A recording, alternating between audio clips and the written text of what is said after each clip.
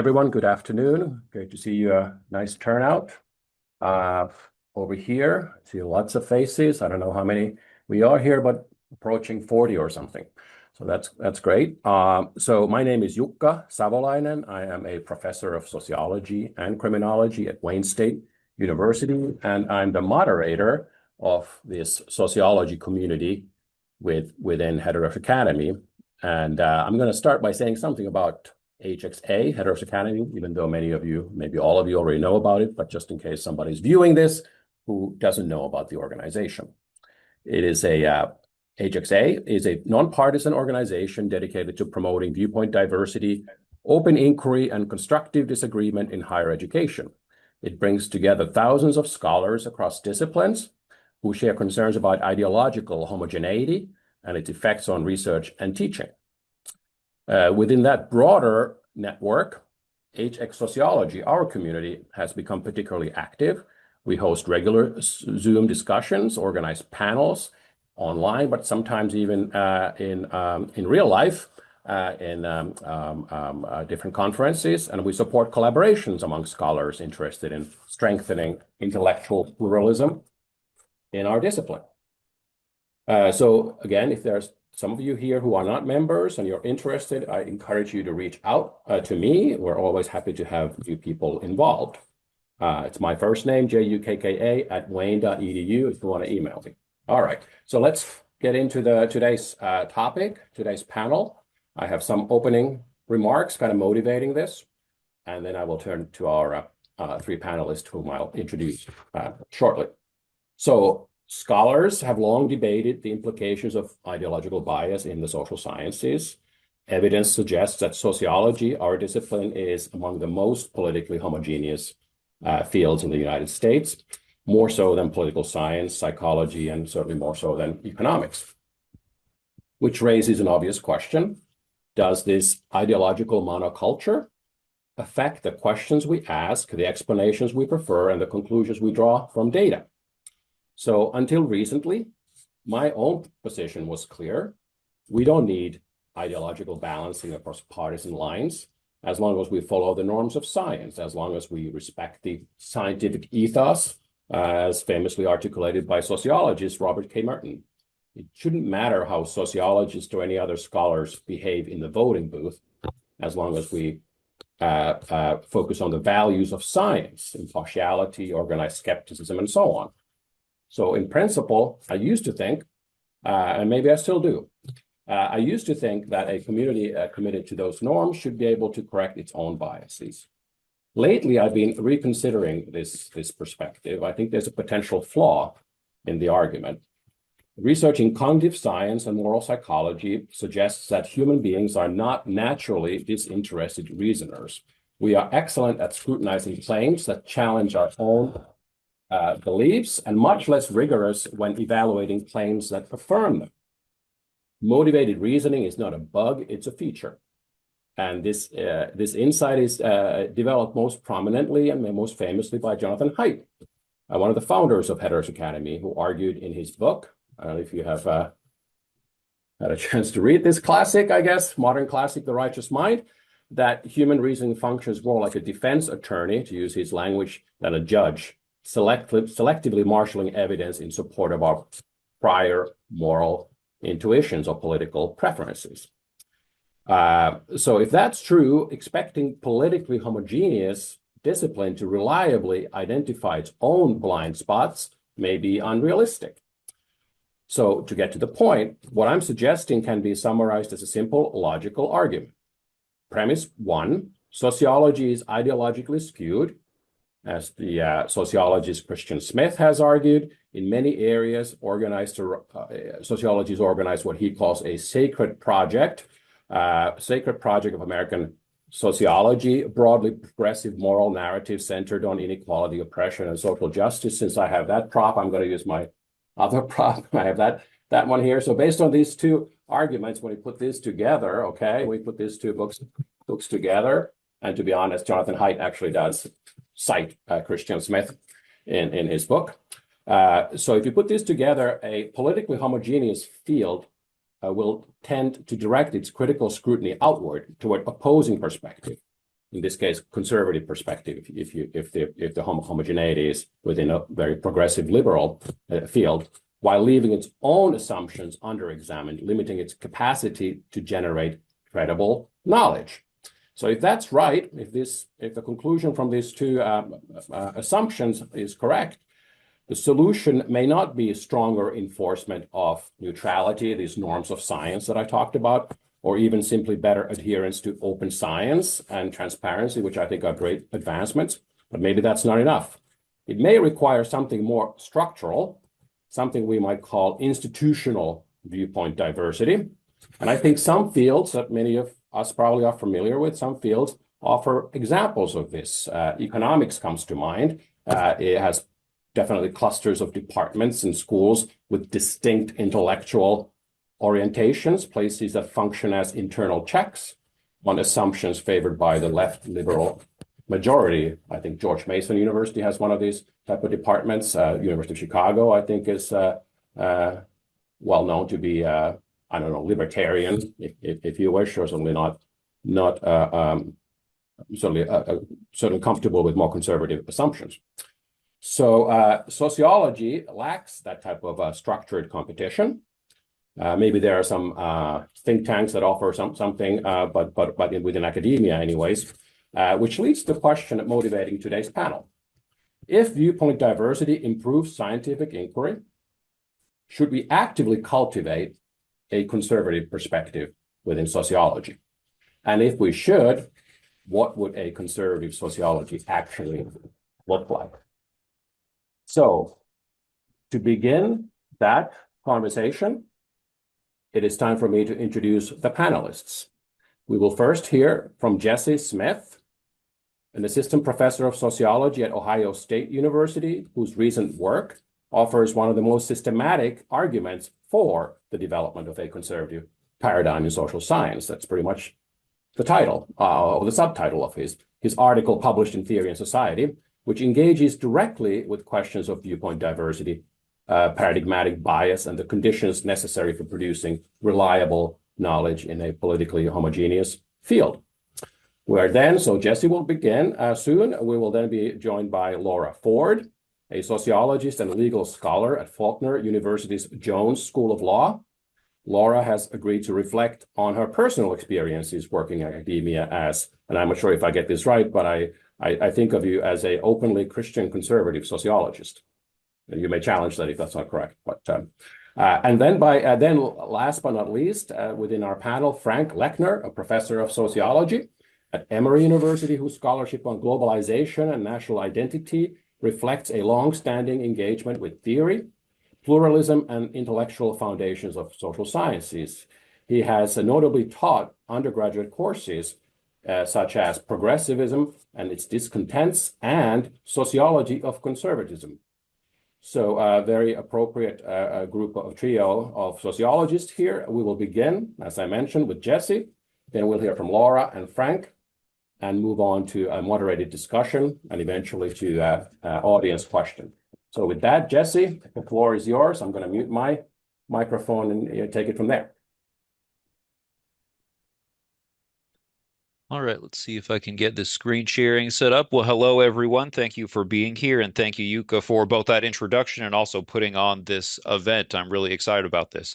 I would issue one small correction. My background is in sociology, but I'm actually an assistant professor at one of the new civic centers, the Chase Center for Civics, Culture, and Society, which is not totally irrelevant to this conversation. I could talk about that later if people are interested. But let me jump into this presentation, the case for a conservative sociology. So what I want to do with this time that I have is make the argument that it would be a good thing to have a conservative sociology. And ultimately, this is a sociology of knowledge argument, that if the problem we have is progressive skew that is hindering insight in sociology, then a conservative sociology would be the most direct way to address that skew, to enhance insight, and ultimately strengthen the discipline. And I realize this could be an unpalatable conclusion to many people, in no small part because it may sound as if I'm advocating more politics and more ideology in sociology when in fact what we need is less. That's ultimately not my position, and I hope that is clear in this presentation. But the way that I want to proceed is by laying out four premises from which I think my conclusion about a conservative sociology will follow quite naturally. The first premise I want to offer is that values irreducibly shape research, and this isn't something that can be avoided. Values cannot be purged. Now, to be clear, they don't determine conclusions, but they do shape them in various ways. And this will be true even if we rigorously adhere to scientific standards and follow theory and method. Values still enter in at various places. First, and maybe most importantly, values ask or shape what kinds of questions that we ask in the first place. You know, social reality is infinite and complex. There's literally an infinity of questions we could ask, phenomena we could explore. And when we choose to study something, we're doing that to the exclusion of everything else that we might have examined. And this, I think, is irreducibly a value judgment that this thing is more important than all the other things. And some really brief examples of this. There's very large literature, especially after 2016, asking why did people vote for Donald Trump?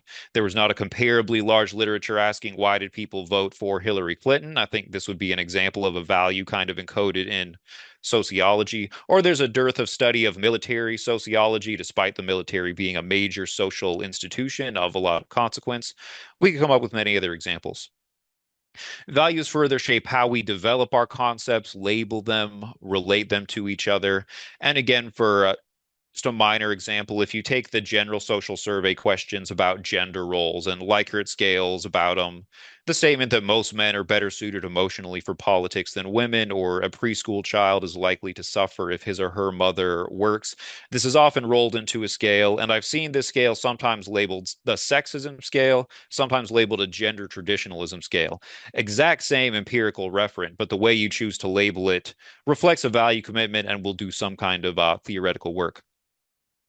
Within the research process, there are a number of decisions that we make that are not clearly determined by theory and method. I would use quantitative examples based on my training. So, how do you code things? How do you categorize? What do you control for? Often, this reduces to a judgment you have to make as a researcher. Qualitative research will have different decision points, but similar underlying principle. And finally, maybe second most importantly, after the question we choose to ask is how do we interpret our results? And this is a philosophy of science point that any given empirical pattern could be explained by multiple theories, could support multiple conclusions plausibly. So, whichever conclusion we choose to privilege will ultimately reflect some kind of value judgment. And again, an example, if you have a finding of a racial disparity of out of school suspension rates, do you explain that in terms of bias and discrimination, or do you explain it in terms of cultural or behavioral differences that correlate with racial identity? This, whichever conclusion you privilege, that also will be a value judgment. And so values enter the research process in various ways. And in this sense, we should view them as partially constitutive of the research process, only partially, but they are part of it. We shouldn't think of them as contaminants, but rather something that's making up part of our conclusions. And people are suspicious of values, but if I say research involves a lot of acts of judgment or of research or creativity, we would tend to accept this. And I would argue values operate in a similar space. Um, the values that operate, there may be overlap between the values that inform our scholarship and our politics. That wouldn't be that surprising, particularly in a discipline like sociology, where there's built-in content overlap. And values operate not just at the individual level to us as researchers, but also more at the collective level. Now, lest you suspect me of advocating for some kind of postmodernism here, let the stern visage of Max Weber put that idea to rest. I'm certainly not suggesting that everything is political, that there is no truth, that we should not be constrained by logic and empirics or anything to that effect. But it's a matter of recognizing where values fit in and what they do with our research. I think what I'm arguing is perfectly consistent with Weber's concept of value neutrality. And the key distinction that needs to be drawn here, I think, is not between science and values, but rather between science and politics, which we should view as fundamentally different activities with different goals and different rules. And this premise is important just to establish that you could have a conservative sociology that does not cross the line from scholarship into politics. My second premise here is that values can undermine science when they get encoded into a closed paradigm. And it's easiest to make this point maybe by contrasting it with its ideal. So, ideally, you might have a community of social scientists that has a shared commitment to rigor, shared standards of theory and evidence, but you have diverse people with different values and different perspectives they bring to a topic. So if researcher A conducts a study, it may be quite a rigorous study, but at various decision points, then they made decisions that were reflective of one set of values. Researcher B might have similar scientific commitments, but a different set of values. And so they may then critique researcher A, saying, I think they shouldn't have made all these decisions. I'm going to conduct my own study where I make these decisions differently. And then afterwards, you can compare the results, hopefully arrive at some kind of synthesis. And this is what's supposed to happen. This is how science ultimately advances. And this is basically articulating the Mertonian norms of communality and organized skepticism needed for effective science. Now, the opposite of that is a situation where values become so deeply encoded in a research program that they systematically push our conclusions in one direction when other directions may have been equally available and plausible.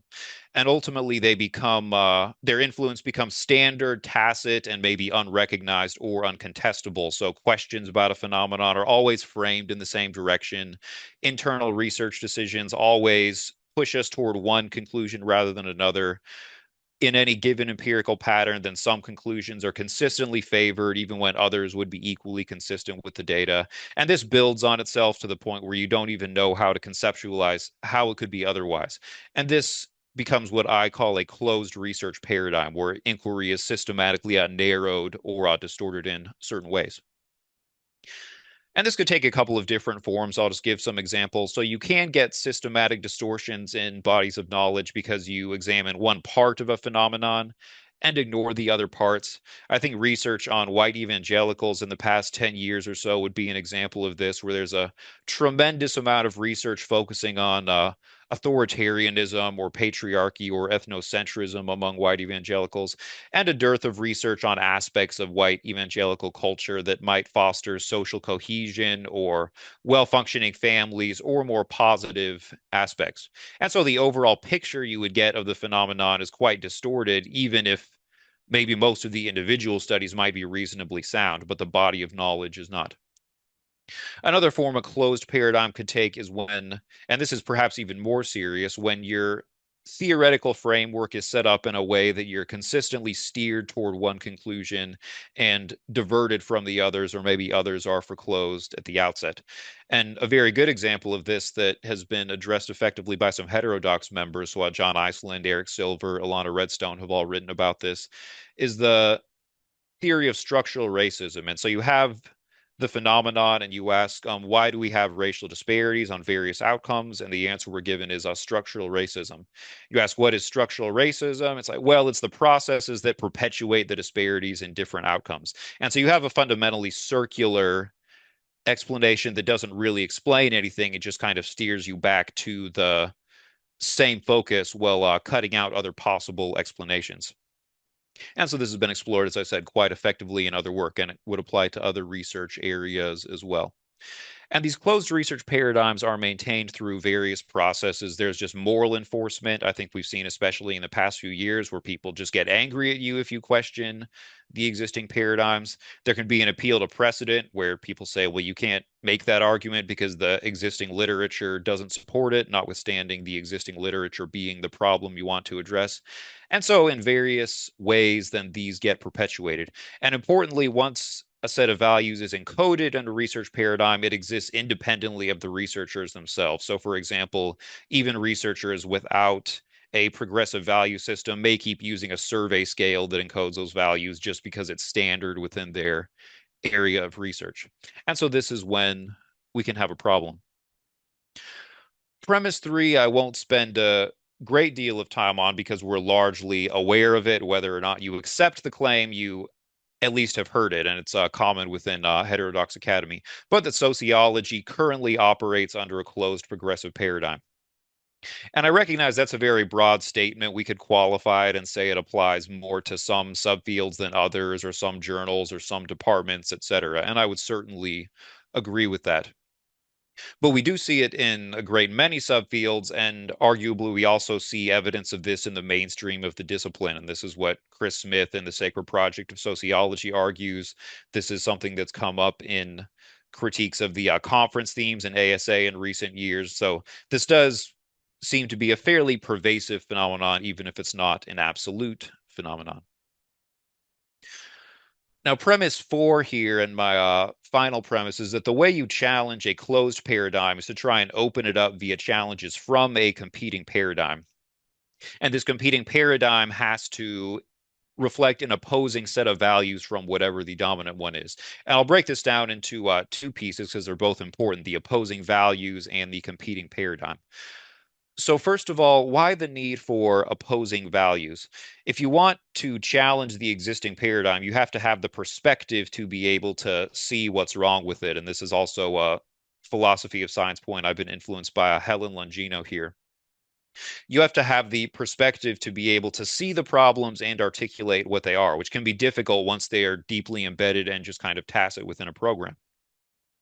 So to go back to my earlier example of white evangelicals, supposing you come from a white evangelical background and you might be very familiar with that subculture, and then you enter sociology and you read the research literature on it, and you think, this literature is really not describing my observation and experience with this phenomenon, and I find it objectionable in various ways. It's like, well, you have a perspective, a body of knowledge that might allow you to articulate and challenge what the problem is and say, we need to look at these other explanations. We need to work in this body of evidence that has been neglected, etc.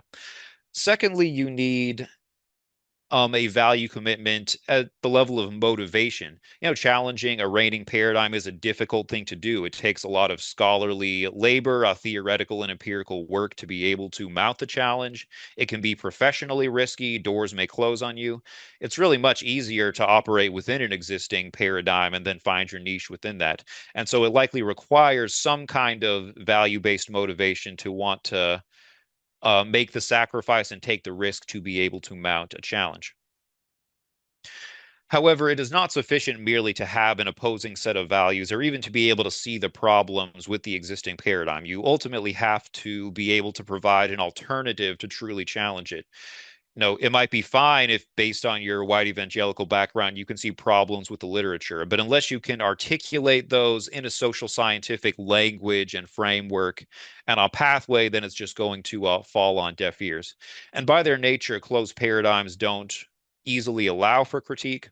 And just critiquing a paradigm, is my observation, is that it often proves to be ineffective. You can write a critique of a research program or a research agenda and explain everything that's wrong with it.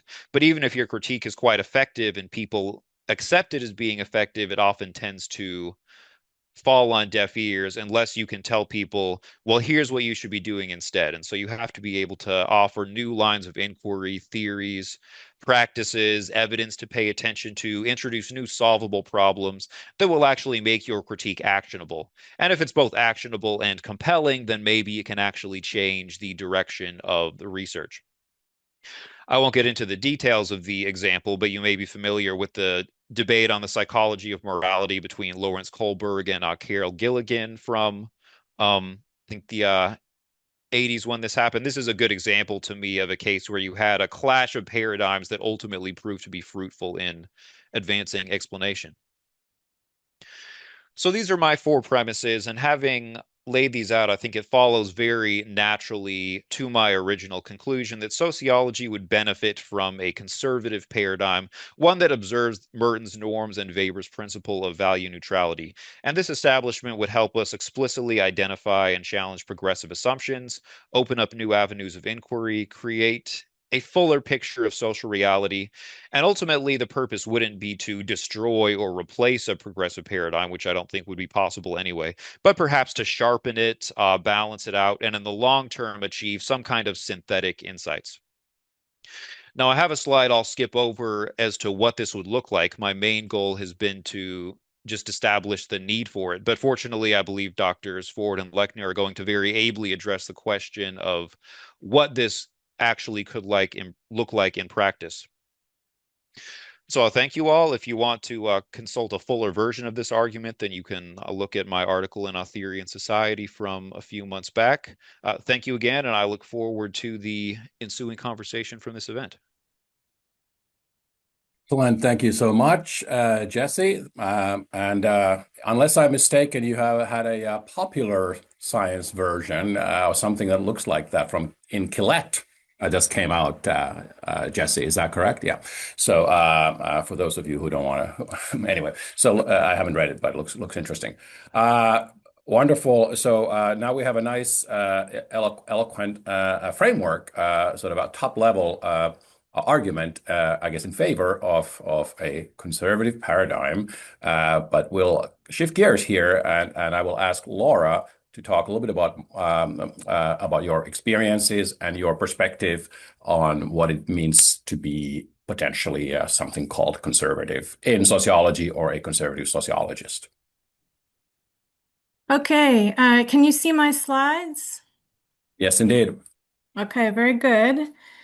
So I'm honored to be here, and my role, I believe, as I understand it, is to sort of speak from the perspective of a conservative in sociology, and maybe to give an example of what that looks like. So I'm very glad to do that, very willing, but it's been a little bit complicated for me, and I actually think talking about why it's complicated will contribute to thinking about what it means to be a conservative in sociology, or at least I hope so. Um, so I'm going to try to say a little bit about why the essay that I shared, that I'll assume some of you have read, but not all of you have read, why that essay is so personal. These two things are connected. The complexity of thinking about what it means to be a conservative in sociology and that very personal essay that I shared. Um, but before I get to the essay and my own experience, I want to just make a few general points that I hope will contribute to our thinking about what it means to be a conservative in sociology and what it means to be conservative in general. I'm actually not there we go. So I wasn't getting my slides to advance.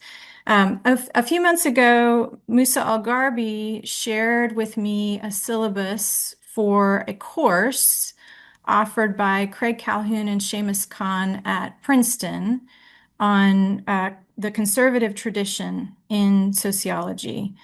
And so I'll offer a little bit from their course, especially the opening description on their syllabus, which I think is very helpful in just thinking a little bit about what the conservative tradition looks like within sociology. So in their syllabus, they say that to be conservative is to recognize the virtues of what already exists, especially what's good. It's to value stability, adhere to tradition, respect authority. And they also say that conservative thought and sensibilities were important to the birth of modern sociology because they foregrounded the idea of society itself, webs of social relations, shared cultural values and practices, families and local communities, and religious associations. So, one sort of general point about what it means to be a conservative, and then just a little bit about the significance of conservative thinking in the foundations of sociology itself. They identify four major themes in conservatism, and I've sort of adapted their themes and compressed them into two. There will be some parallels for those of you who have read my essay. You'll see that I come to some of the same conclusions, but I get to those conclusions through a little bit of a different route. But their major themes sort of compressed from four into two and then adapted a little bit based on some of my own interests would be first, the legitimacy of authority, the unavoidability of authority, and then second, the importance of commitments and traditions. So this is kind of my own language, but but adapting a little bit some of their ideas. So you're seeking to understand rather than to critique forms of law, order, and hierarchy. There's a certain respect, value, even love of order, and a desire to understand what makes order possible. To understand nature and God with a sense that this helps us to understand society. And I think that is coming directly from um, Calhoun and Kahn, actually, that language. So that's on legitimacy of authority. And in my essay, I focus probably even more than Calhoun and Kahn do on authority. Um, Partly because I think that the theme of tradition is in many ways related to the theme of authority. But coming to the second point, the emphasis on commitments and traditions, so the place of family, religious community, the importance of religious and legal traditions in particular, this has been a really major area of my own scholarship. Really, this has been what I've focused on in my scholarship. So thinking about ancient texts with interpretive traditions, the biblical tradition, Roman law tradition, common law tradition, Greek philosophy, and then related to this theme of commitments and traditions, a focus on systems of moral and ethical principles, how those are held together, how they work as traditions, how they shape human behavior across time. So these would be themes, four themes compressed into two that come out of Calhoun and Kahn's syllabus, their focus on the conservative tradition, and then adapted just a little bit based on my own interests. So turning to the more personal dimension and the sort of the question, as I said at the beginning, I was really honored to be asked to speak about what it means to be a conservative in sociology, but it's also been complicated for me because I've had to do two things. I've had to work out whether I am a conservative in sociology, which it wasn't totally clear to me from the outset. But what was clear to me is that I look like a conservative in sociology. And part of what's complicated about that is that any of you who've had any interaction with me, and this is mostly true even of Yuka, who have known the longest of anyone in this group. You've interacted with me from a time that I'm on the faculty at a conservative Christian university, and maybe you've read the essay that I wrote critiquing the ASA, which I think it does come across as a very conservative essay. So I look like a very conservative person, but throughout most of my life, I wouldn't have thought of myself as conservative. I do think, and part of what I do in the essay is kind of work out why I think that has been true in some ways all along, that I really have been conservative all along, but I wouldn't have said I was conservative. And so if you had met me in 2020 or 2015, you might not have thought I was conservative. Actually, I wouldn't have necessarily looked like somebody who was conservative. And then Yuka, in a very kind, friendly way, actually asked me if I was evangelical in a conversation that we were having. And at the time I said no, and there's reasons for that. That's a true answer. But the word evangelical is complicated for some of the same reasons that the word conservative is complicated, that it's mostly used even within Christianity as a way of critiquing that other group of people.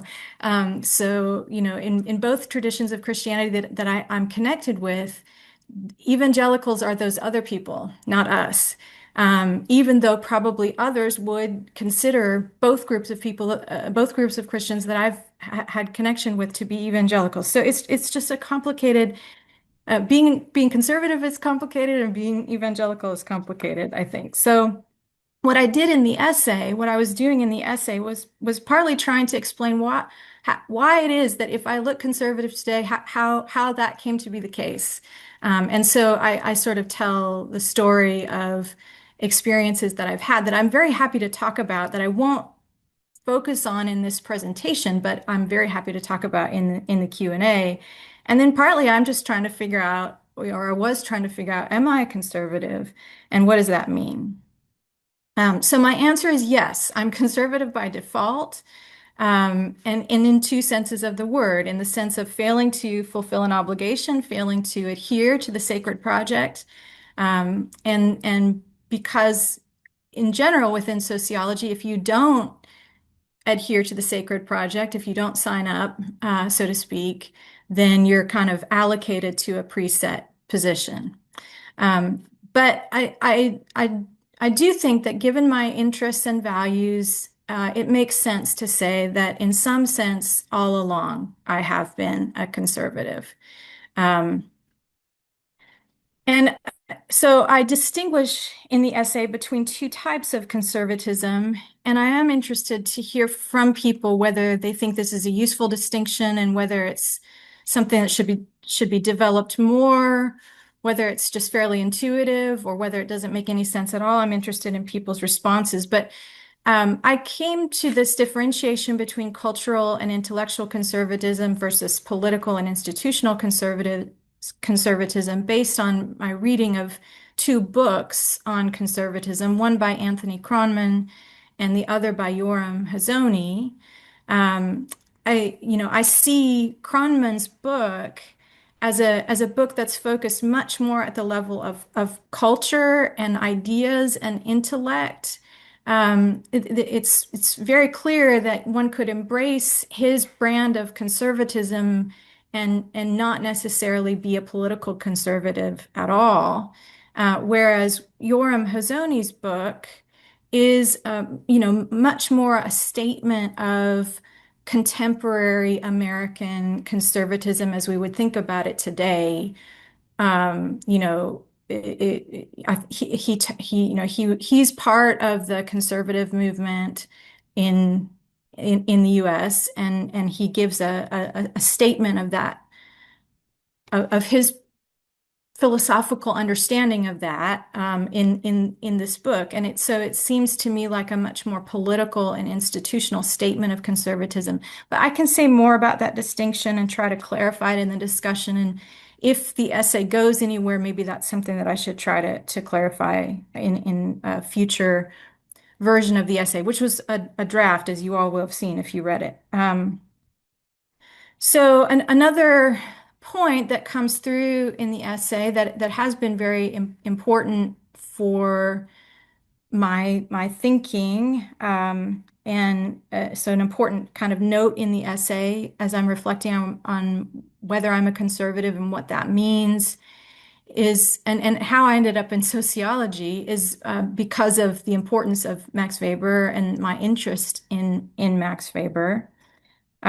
Frank very kindly gave me some comments on the essay, and he sort of raised a question about my interest in Weber, wondered about why Weber has been so important to me, given that Weber's own ultimate value positions might seem very different from mine. I actually think that Weber is a fairly complicated thinker, even on the matter of religion. He described himself as religiously unmusical, but he wasn't hostile to religion. In fact, I would say he admired and respected it as long as people understood what it meant to be committed to religion. But I would say that more related to focus to a research focus in sociology, I still think that Max Weber has a lot to say, and I have found a lot to learn from Weber on the influence of these powerful normative forces, law and religion. That's what my own scholarship is focused on, law and religion and the relationship between law and religion. I think there's a lot to learn from Weber still on those topics. And I appreciate that Weber leaves open a space for religious commitment without trying to reduce it to something else. So, Weber in his, he takes very seriously the importance of being self-aware about our ultimate attitudes toward life and to make choices about which gods we're going to serve. And he wrote about that in both of his vocation essays. How am I doing on time? Yuka, do I have five minutes more or so?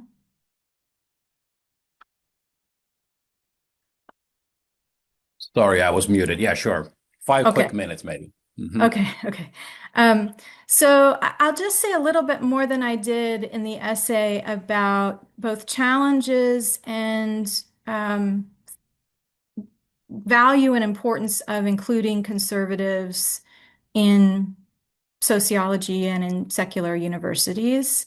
Um, in my essay, I was pretty pessimistic, but maybe I should say a little bit more in the essay, or and I want to say a little bit more here. So I think challenges for conservatives is that some of their basic commitments, for example, religious commitments, are very hard to discuss openly. And that creates a particular set of challenges when what you're trying to do is put forward a perspective that's backed by deep value commitments. Conservatives are perceived as threatening. There's an atmosphere of hostility sometimes, and can become pretty significant in certain contexts. The value, though, is that I think having a conservative voice or conservative voices is consistent with the university mission to foster intellectual exploration. I think people who will speak strongly from conservative viewpoints can sharpen debates and discussions that will contribute to intellectual breadth and depth. This can help to balance current ideological skew, enable universities to speak to a wider range of questions and people, and challenge the sacred project. And that's what I mostly focused on in my essay. So, I'll just close by taking us back to Robert Nisbet, who I learned about from the Calhoun and Kahn syllabus. I didn't know about his work before, but I read this article from AJS from 1952, and I just thought it was very interesting to see that in some ways, and this is probably very conservative of me, but I always think that everything that we think is new is really not so new. So what we see is that, Robert Nisbet points out in 1952 that to be called a conservative is more often to be damned than to be praised. So that's not very different than today. And I thought too that it was interesting that he argues that modern conservatism goes back to medieval society. I've added and antiquity for its inspiration and for models against which to assess the modern world. And I think, that's a point that I'll come back to when we have a bit of our discussion about some ways that conservatism might be able to contribute to sociology today. But I'll stop there. Thank you, Laura. I found it interesting to learn that someone who maybe considers herself or has a sort of conservative trajectory of a conservative sociologist only heard about Robert Nisbet recently. It kind of speaks to the closure that even if you are sort of predisposed to maybe digging that type of literature, you haven't even heard of it. So that says a lot about the discipline as where we are. Okay. With that, without any further, in the interest of time, Frank, let us know what you will be talking about. Yes, first of all, thank you, Yuka, for inviting me, and thanks to Jesse and Laura for very stimulating presentations. In a sense, my presentation follows kind of logically on the first two, because I want to ask the question, well, what would a conservative sociology actually look like? And would it be feasible? It's one thing to say that it's desirable, perhaps even necessary, a term that Jesse uses in his Theory and Society article, but the feasibility of, I think, is a separate issue that we need to discuss. I also want to distinguish between conservative sociology as a research-oriented paradigm about which I have some doubts, even though I think it has possibly useful effects, and conservative sociology for the purpose of teaching. And I think in the area of teaching, I think the potential is much greater and perhaps the need is greater as well. So I think that distinction is perhaps useful to our discussion and perhaps as part of the Heterodox Academy agenda, useful to talk about as well. I will shift to slides in just a second. The need for conservative sociology we've heard a fair amount about, especially Jesse's very elegant case. We start with the empirical diagnosis of a progressive monoculture that dominates the discipline. The inference from that is that that causes all kinds of problems, confirmation bias, distortions, you name it.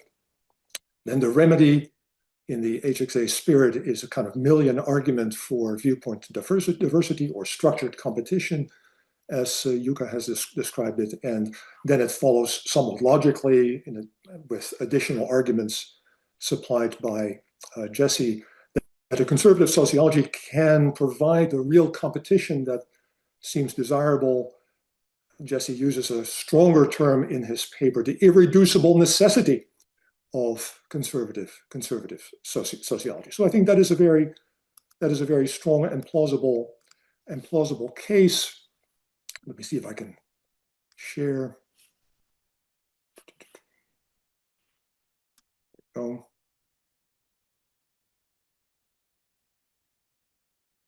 And it is very plausible. Can you see my slides? Yeah. It's a very plausible case, although I don't think it's airtight. I don't want to spend too much time on it, but I think that sociology may be more diverse in its orientations and interests than the monoculture picture suggests. That the extent of the negative impact of homogeneity on validity varies, I think.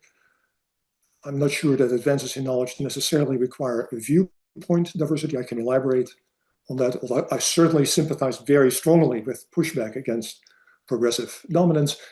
And conservative sociology may not be the only way to make pluralism real.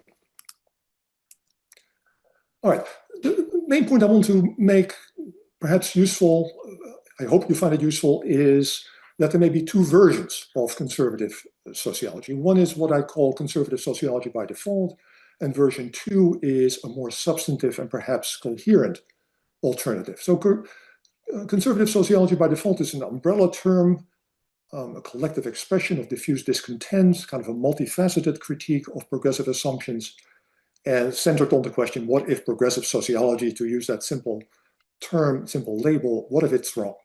But it is not politically conservative, except by default, or necessarily the work of conservatives. And a paradigm in itself is not a paradigm in itself or organized intellectual opposition of the sort that I think Yuka and Jesse were arguing for specifically. But you might be a conservative sociologist by default if you think your job is to understand rather than change society.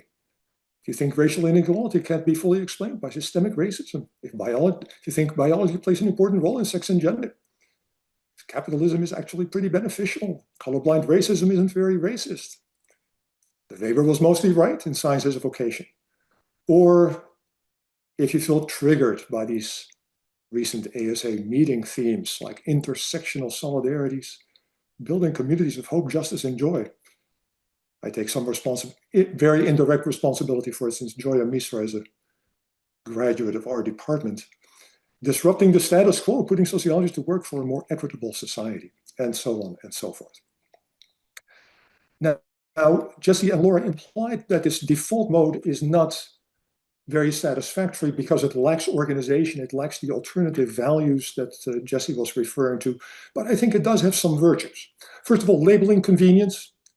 Any deviation from the party line will be labeled conservative anyway, so might as well embrace it. If Theta Scotchbowl is MAGA, as a Berkeley sociologist recently said, I don't know where that leaves the rest of us, but the conservative label will be applied anyway. It has a pragmatic effect because it suggests that we can introduce some fresh air as a kind of counterculture with specific targets. One of the big advantages is that it's practically feasible. In other words, lots of people who are not themselves conservative, but disagree with certain elements of the progressive agenda, without any conservative commitment, can address weaknesses in what is being done under the progressive umbrella. And it does have some minimal coherence, I think, in the sense that the saying no to the various priorities, whether presuppositions or research priorities, does create a kind of solidarity. So I think version 1, default conservative sociology, has some virtues, practicality. Version 2, conservative sociology as an alternative tradition. I want to make the point that there already is such a tradition, although it is somewhat marginal. It is a paradigm centered on social order, already covered partly by Laura. It is a more comprehensive alternative to progressive sociology. It has research and, I suggest, teaching implications, but also some caveats are in order. You might be a really conservative sociologist. Laura, see if this fits. If in addition to subscribing to most of the default denials, you also question not just the influence, this has been Yuka's point, I think, but also the nature and content of the sacred project that shapes American sociology. Even Christian Smith in his book waffles quite a bit, I think, on whether the sacred project itself needs to be questioned. And he's one of slightly more conservative sociologists in the field. If you think key strands in the sociological traditions are mostly conservative anyway, that was one of Nisbet's main themes.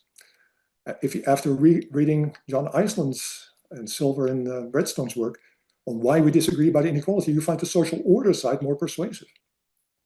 If you think societies are complex entities, not amenable to top-down reform, if you have serious doubts about achievements of modern liberal progress, if you find other topics more relevant, or if you would rather read a page in Peter Berger or Philip Reeve than entire books by Joe Fagan or Eduardo Bonilla Silva. Or if version 2 can also be work that supports the social order accounts of inequality, obviously a theme that is coming back in these presentations. Here are 2 tables from John's book. I don't want to go into too much detail. He can say more about it later on. I think he's part of this session. The book very usefully contrasts social justice and social order, and then tries to spell out what implications this has for thinking about inequality, and then tries to, in a sense, adjudicate to some extent what we can do with explanations that follow from these premises. I have a few issues with the book, as you might expect, but I think it's a very useful outline, at least, of this contrast, and in parentheses, very useful for teaching purposes. Now, what I want to stress is that conservative sociology version 2 could be work that follows in the footsteps of actual prominent conservative sociologists. There are some, as many of you know, I'm sure. So, for example, in a well-known reader on conservatism by Jerry Muller, historian at American University, he refers to William Graham Sumner, Peter Berger, Arnold Galen, and Philip Reeve. Other candidates, Robert Nisbet, already mentioned, Edward Shills, perhaps. Canonical sources, only one of which is included in the reader, Herder, Burke, and perhaps even Durkheim. I won't go into Burke. I'm happy to address him later. So conservative works, here's a quick overview. If you just look at the titles, you see that what these guys are talking about, and they are all guys, what they are talking about is very different from what is happening in mainstream sociology today. Okay, so just the focus of interest here, Jesse's point about values shaping research directions is quite clear. Just a few quick examples from the Muller readings. William Graham Sumner, I'm sure many of you at some point were exposed to his work, although he's not part of the official American canon. Who now reads the old American sociologist anyway? He criticizes impossible dreams, that is, the dreams of progressives in his day that he thought were sociological fallacies because they ignored the antecedents of civilization and the actual learning, slow, gradual learning process that society has to go through. Peter Berger, with Richard Newhouse, talks about mediating structures, mediating institutions, makes a point about pluralism, as lively interaction among inherited particularities. I'm not saying that Peter Berger was a typical conservative in all his work, but I think it's reasonable to include him. Arnold Galen, favorite of one of my undergraduates, teachers, Anton Zijderveld, talked very much about the importance of institutions to make up for the incompleteness of the open-endedness of human beings, but at the same time expressed concern about institutional decay. Philip Reeve similarly talked about the power of institutions, and similarly also talks about the self becoming the center of modern culture in a very disruptive cultural revolution, another major theme in conservative sociology. I won't read this whole paragraph. I apologize for putting a lot of text in one slide, but in the paper that I sent out, the draft paper, I try to summarize the thrust of conservative sociology in general. I'm happy to send you a copy of the paper if you didn't get one. So perhaps a little bit easier to see, you can contrast progressive and conservative sociology along these different dimensions. And this is a way, I think, of spelling out what the alternative would look like that Jesse called for. Different kind of focus of research, different view of modern society, different sensibility, and of course, different basic commitments as well. Although, as an aside, I would say that I'm not sure that the actual conservative sociologists that we can build on shared the same values. There are a number of research examples. I can, for the sake of time, I'm going to skip those. Simply want to suggest that there already is a fair amount of work being done in sociology that fits with the interests and the presuppositions of the conservatives who have already sort of laid out their agenda. I can come back to that if you want to. So then the final question I want to raise before I make a point about teaching is whether this competition, even though it may be slightly more structured, is actually viable. I'm not sure. We lack personnel. The recruitment into sociology does seem very promising. New paradigms don't emerge by fiat. I mean, as elegant as Jesse's argument is, I don't think that is the way that productive paradigms work. And I'm not sure that the actual conservative sociology tradition has been very productive in its own right. There are other questions I can raise about conservative sociology. What does it actually want to conserve? And so on. So I have some substantive issues myself with what is going on in this marginal conservative tradition. Again, I can come back to that in discussion if you like.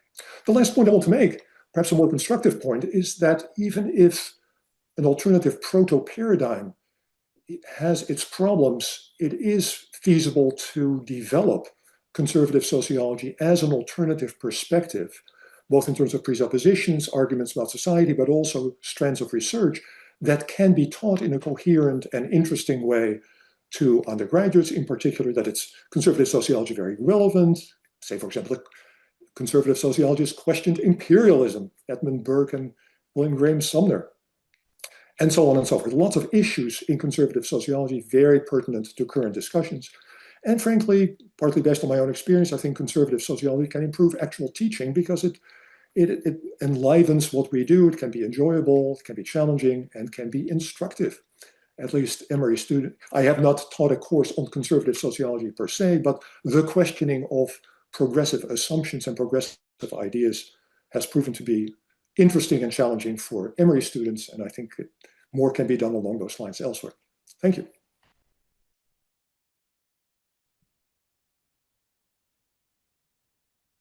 Thank you, Frank. And again, thank you, Laura and Jesse. We have entered the next stage of this very formal panel here. I have a couple of questions for the three of you before we open it up. And maybe you have questions. Let's make it more of a discussion, comments to each other. Many to choose from, but my question that I thought of, so let me just, first question that I have is like strictly epistemic, if you will. That's the Jesse's argument, and I guess my argument too, or my instinct is that sociology would be different in the counterfactual world where we had sustained a conservative paradigm. If folks like Nisbet, or even if you go back to like Daniel Patrick Moynihan, who may be viewed as a conservative now, but obviously was a Democratic senator, but Moynihan Report and so on, if those had not been rejected and purged from the literature. So what have we lost? Or what would be, can you imagine a counterfactual, what would sociology look like, and what kind of contributions would we would we have more prominently, and what kind of maybe claims might have been received more critical scrutiny than that are popular these days? That's my number one question. I'm also kind of interested in this other more pragmatic part that Frank also mentioned about the viability, or is it realistic, let's say, that we agree that there should be a conservative paradigm for these epistemic reasons, how to go about it. But let's start with the first one. Anyone can, and Jesse, honestly, you did mention examples of things in your along these lines in your presentation. But for everyone, what do you think is missing, I guess is one way of saying that, from sociology due to this deficit? Who wants to go first? I suppose I can start as good as anyone. That's a really difficult question to answer, I think, because it's such a major counterfactual. It's almost like what if the British had won the Revolutionary War or something like that? It would be so different that it's quite an imaginative leap. But having said that, I think there's a couple things I might expect, or at least I can speculate might be different. One could have to do with subject matter. Sorry, can you hear me all right? I'm trying to get my microphone. Okay, good. Um, just some of the subjects we would explore might be a little bit different. So we might have a better and deeper understanding of conservative social groups and institutions, for example, Republicans or religious conservatives, traditional cultures, the military, the free market, maybe from like more of an internal perspective, not external critiques of how the market produces inequality, but you think there'd be more overlap than I actually observe between what economists and sociologists care about, like what do people want to buy, is in many ways a sociological question that certainly could be anyway, that I think might be more deeply explored. And in some cases, there is a lot of literature on these groups, but it just all comes from one side. So there's plenty of work on Republicans, but it's often unsympathetic. And so I think if you had more sympathetic exploration, then you'd have a more rounded out, complete understanding. So there might be content areas we would know more about if there had been a conservative sociological paradigm all along. I think what's maybe more interesting to me, and at a kind of a higher level of abstraction, is some of the different theoretical agendas that might have been pursued that, I already see a place for them. But there's just not a lot there. So you could have a constructive social constructionism. There's a little bit of an irony that the thing Peter Berger is best known for is the idea of social constructionism. And this has been completely taken and used as kind of a ultimately a deconstructing research agenda. So you have papers or studies on the social construction of everything under the sun. And usually it's a way to show that, oh, this thing is actually arbitrary and oppressive in some way. Whereas Berger's point was that we construct things because we need to have order and meaning. And so social constructions are actually doing good things. And so you could imagine an alternative world where you had all these social construction of X, Y, and Z studies that were actually explaining how it provides order and meaning in people's lives rather than reinforcing oppression. So that's an alternative I could imagine. You could imagine anomie having remained more of a major concern in sociology. It's like in the beginning it was, and maybe through much of the 20th century, but the pendulum has swung dramatically toward inequality as the foundational concern of sociology. And I think in this alternative universe, anomie probably remains a more animating preoccupation.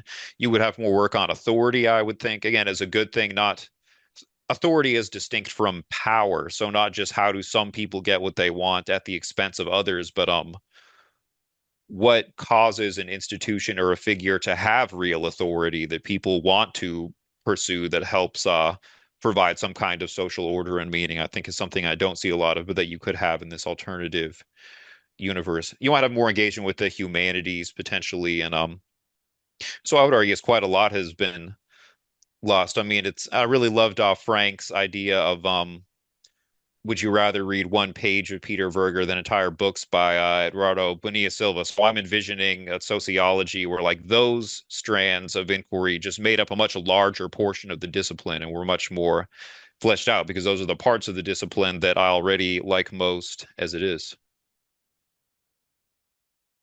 You, Jesse. Anyone else, Laura or Frank? You have a if I may, I agree with everything that Jesse has said, although at the same time, as I indicated in my remarks, I'm not sure that the actual conservatives had or formulated their ideas in a way that were or proved to be fruitful for research.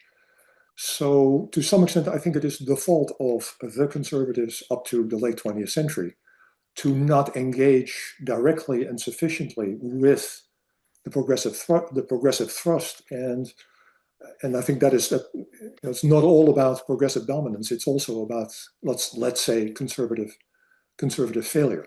The other thing I would say is that I want to look beyond sociology. Yuka, in the way you formulated your question in the email to us, I think you made a distinction between what is known and what we know. And I think a lot is known in the social sciences generally. That is, there's a large literature on various issues that is a literature that is inconvenient, shall we say, at the very least, to various progressive positions, but it's not necessarily something that we as sociologists know. So there's a whole bunch of stuff that I cover in my classes that is just sort of alien to most of my colleagues, and it's not meant as a criticism necessarily. I mean, they have their own interests, and so there's a whole universe of research, political science, anthropology, ritual studies. So I think conservative sociology should be very interested in ritual and its integrative effect and the way it builds and reproduces order. I mean, very old Durkheimian line. Well, there's some good sociological research on that subject, but there is now a whole subfield of ritual studies.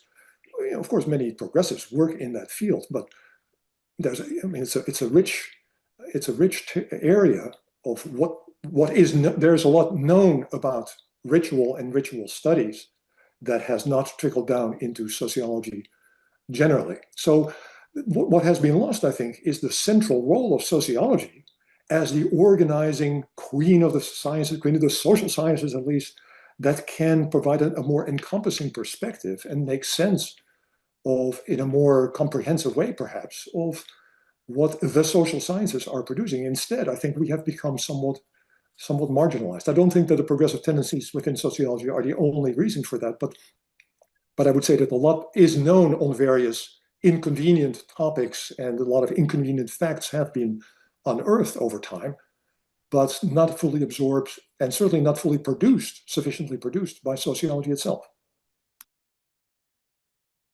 Laura, you got something?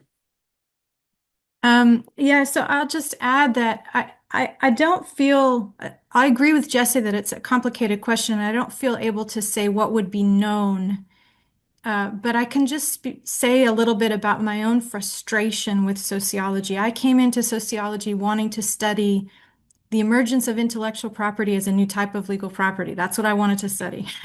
And what I encountered in sociology, I was really surprised. It seemed to me like it was unbelievably narrow what was recognized as sociological. I was constantly being told that my interests were not sociological.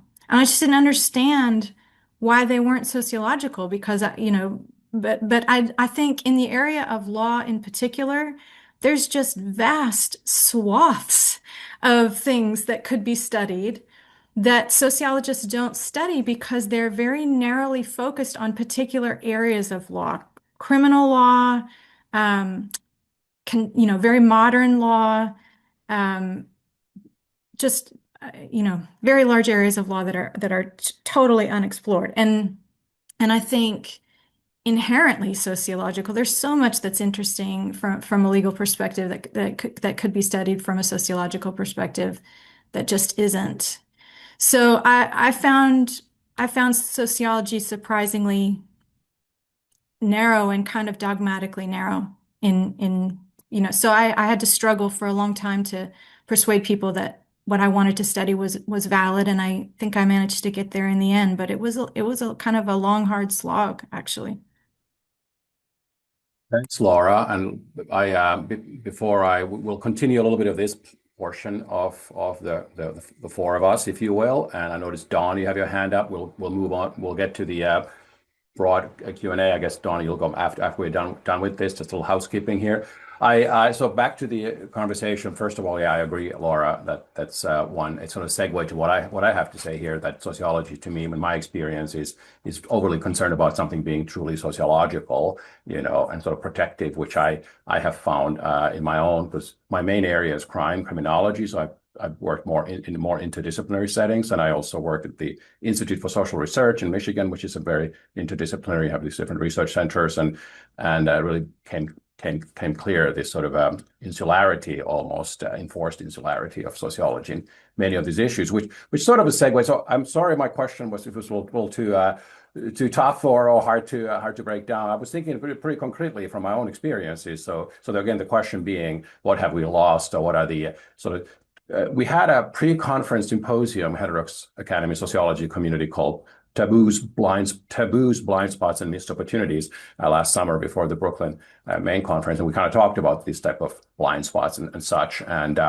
so from my perspective, one method to untangle that question, I suppose, is that if the argument is that sociology is even more biased, okay, even more sort of homogeneous than, let's say, economics or political science and psychology, then I would compare. We often share explananda with those, like poverty or and crime, economics of crime, and antisocial behavior and developmental psychology are popular topics, violence and so on.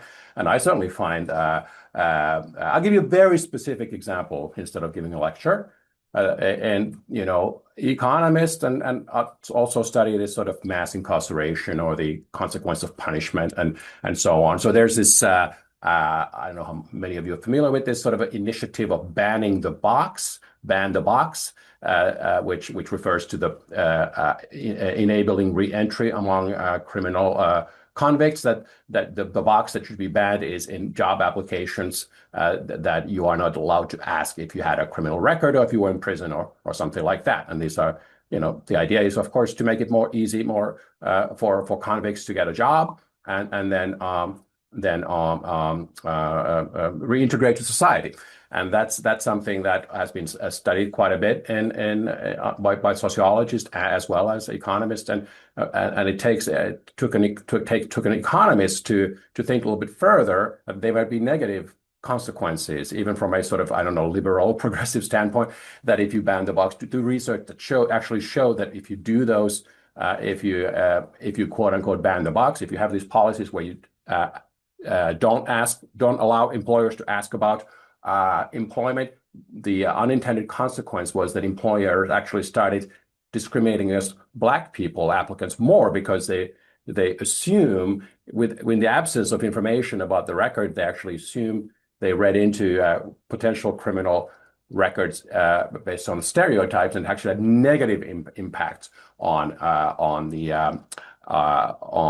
racial inequality in employment outcomes, kind of thing. So that's just one example of I would argue that the thinking that doesn't even occur in this, because it's such a desirable, good, goal to ban. Let's treat and you don't allow yourself to think a little bit further and openly about these issues, what the consequences might be, more in a more simple way. There's research on policing, like economists have done really good research on showing the crime preventive effect of policing, and improving policing will actually decrease incarceration, because it has a preventive effect and people won't become, and so on. So you see much more, and you see much more pluralistic findings in these other literatures about, another example would be individual differences, like personality differences, integrating into studies of poverty, like James Heckman's research. Economists have a look at cognitive and non-cognitive skills. These are totally like sociological core points, who become, poverty, pathways to poverty, but individual differences are like a neglected topic, because I guess, to Laura's point, they're not part of sociology, they're part of psychology, kind of thing, and so on. So I think there's so many examples from my own experience about what sociologists are missing when you compare to other social sciences, And I don't know, I kind of feel like we ought to open it up. There's natives are getting restless here a little bit. There's a lot of people who want to participate, and I think there's a segue I was thinking here, because Dawn, I happen to know that Dawn is one of these interdisciplinary sociologists. So you don't have to continue for where I'm ending here, but I'm just I'm thinking that you might be a good one to open the conversation with. Okay, Dawn. Thank you. And I agree. I was thinking in this direction as well. So my PhD is actually in social gerontology. I was trained heavily in a more applied kind of orientation. And because of where I was, it was in a department of sociology and gerontology. So I worked around sociologists, but also people in other areas. And similar to University of Michigan, like the ISR, you sort of become attuned to thinking about things from different perspectives. But there were several points that were made that I thought were helpful. And then I wanted to sort of raise another question.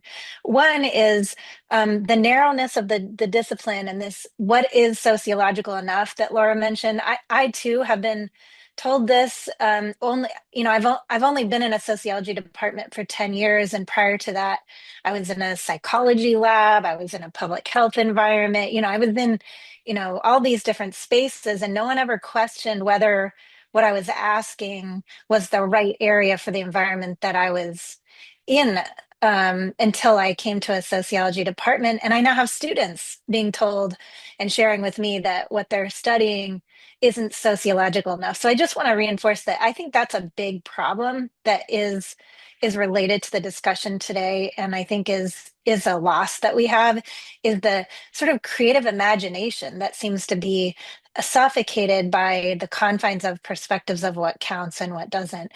But one thing that's come up through all of the things I've been going through a lot is around the contributions of the field itself. And so I thought I might just sort of put this out there. One thing that was pointed out by someone else that's really been rolling around in my head is that sociologists, if their expertise collectively is to understand a whole variety of things, but let's go to inequality being, this very loud theme.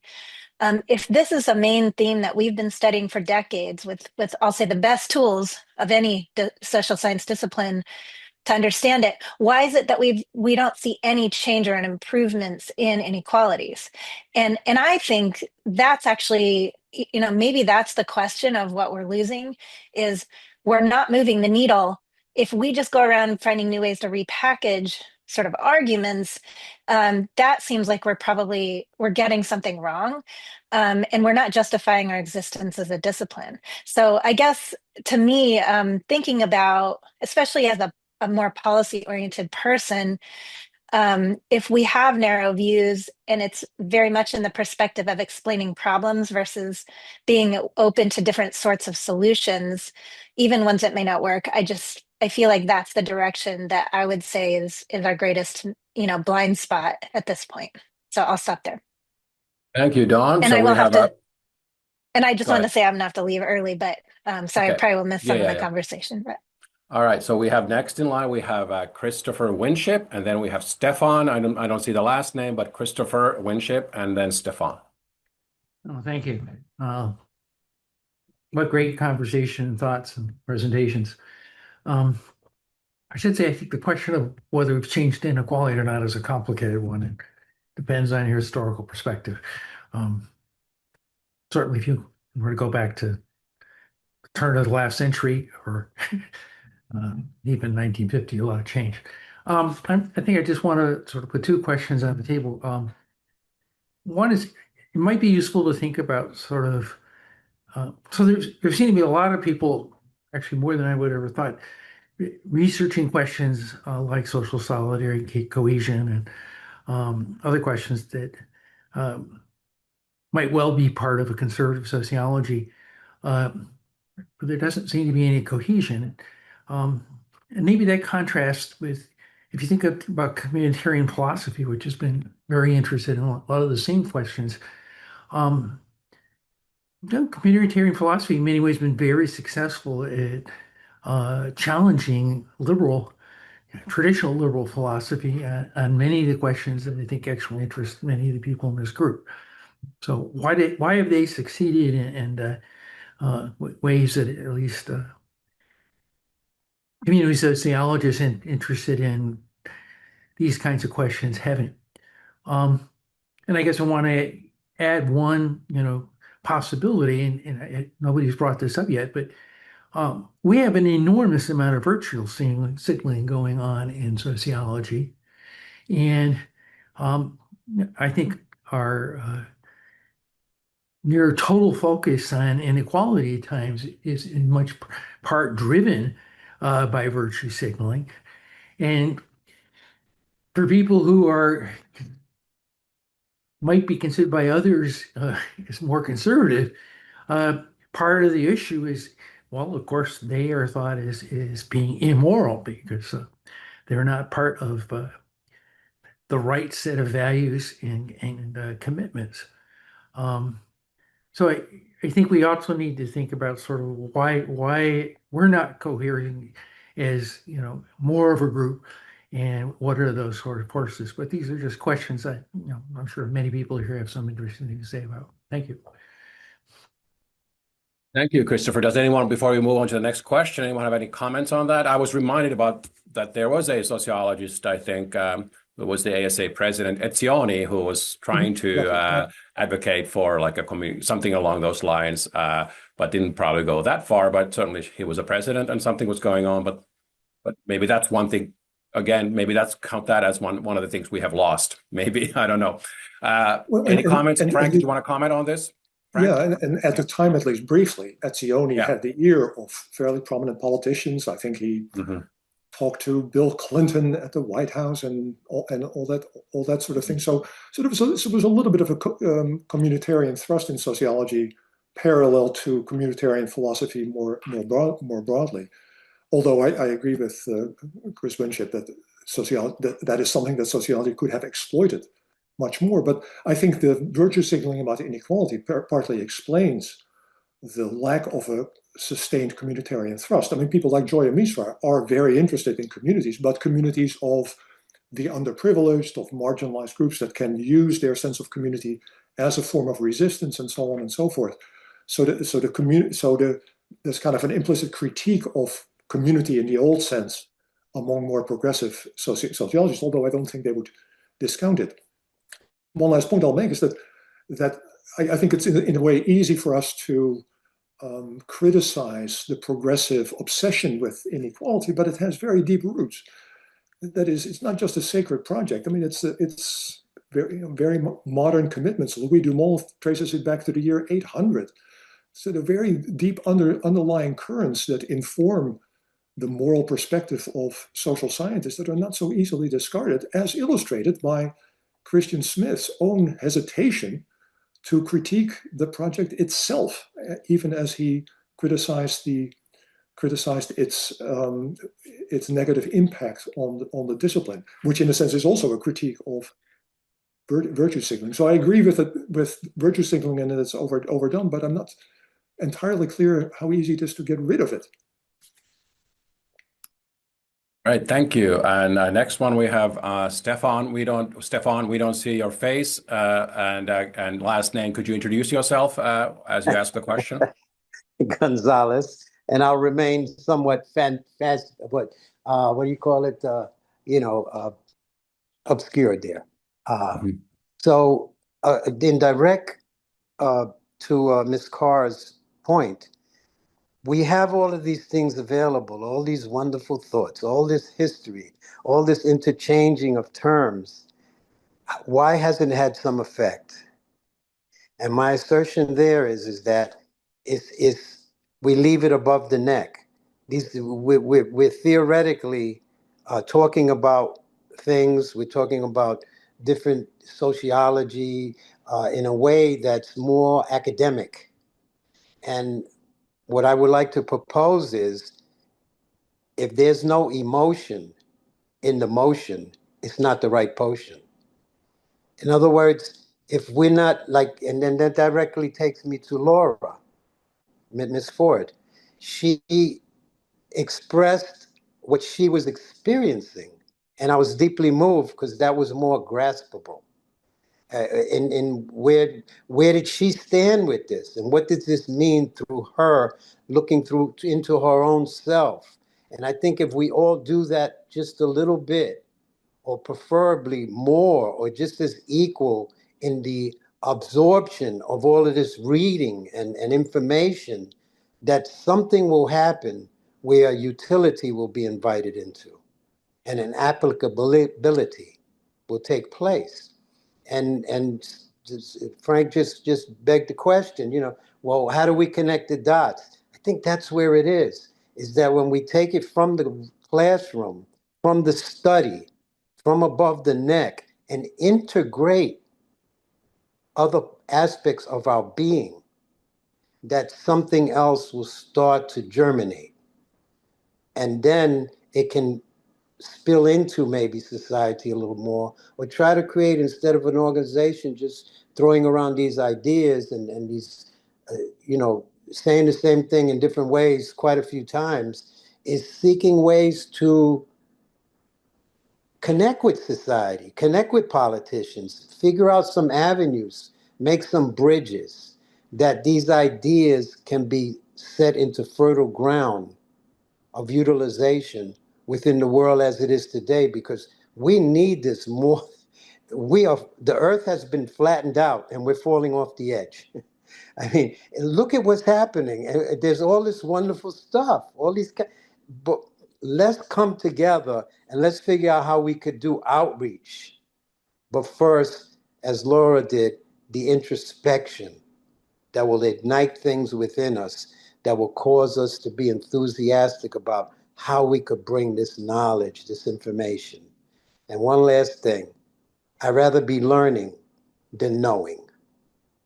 And I'm always learning. And when I hear people assert their ideas and then make cases for them, it's all fine and well. But I think the topic here is let's blow the box up. What's going on here? We're being confined by our own intellectualization. Invite the heart in. It's not high speed. It's the heartbeat. Thank you, Stefan. Anyone care to comment on that? I don't see any hands up at this time. And in the absence of urgent questions or comments, I would ask that second question that I sort of previewed, which is, let's assume that it's worthwhile to pursue what Jesse has described as a conservative paradigm, or however we want to look at it, but institutionally, that we want to amplify, we don't personally, but let's say that we are in charge, okay, or you can have ear of a state university system or private university chancellor, what have you, or I don't even know whose ear you have to have. I guess what I'm getting at, how would you go from here to there? What would be the practical path? What would be the first step, second step, the entire path to actually making something like this happen? Again, maybe I'm not asking if it's realistic, but let's say that you could imagine this. What would be the concrete pathway to something called conservative paradigm in sociology? Maybe, I don't know if Jesse, you had a slide there that kind of like, seemed to, Gabriel, do you want to comment on that? Yeah, so yeah. Some have probably heard my shtick on this, but we lost your sound a little bit. Gabriel? Yes. It's a little low. Okay. Just forget it then. Okay. All right. Did you, Anthony came, but Jesse, were you ready to pounce on this one?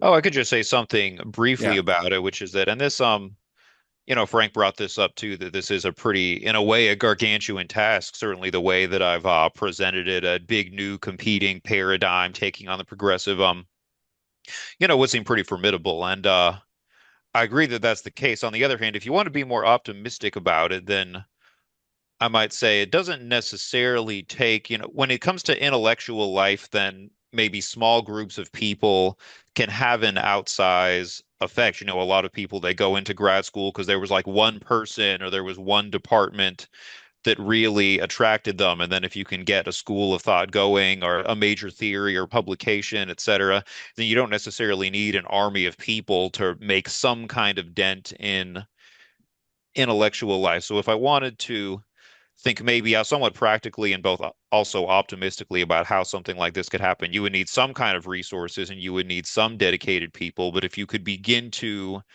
establish maybe some foundational work in this area, some both high level theoretical and then maybe some proposals for empirical agendas. And if you could, attract some people to do it, get a small following or a few grad students or a center or something like that, then maybe it wouldn't be impossible to, you know, take on an intellectual project that would have some small impact. And one thing I think that maybe has influenced my thinking on this a little, I mentioned at the start, I am at a civic thought center. So many of you are probably aware of these centers that have been popping up in a lot of different states, somewhat controversial, but I'm generally in favor. Heterodox had a report on them a few weeks ago, where you do actually have a pretty large short-term infusion of resources of people who were trying to make some kind of discernible impact on academic life, and there is some will to do it. Now, what's going to come of it, we don't know yet. It's a brand new thing. But I think just seeing that happen, which is something I wouldn't have thought was possible until it became a reality, just has me thinking more about the possibilities of what can happen with a little bit of resources and a little bit of personnel maybe can have an outsized impact.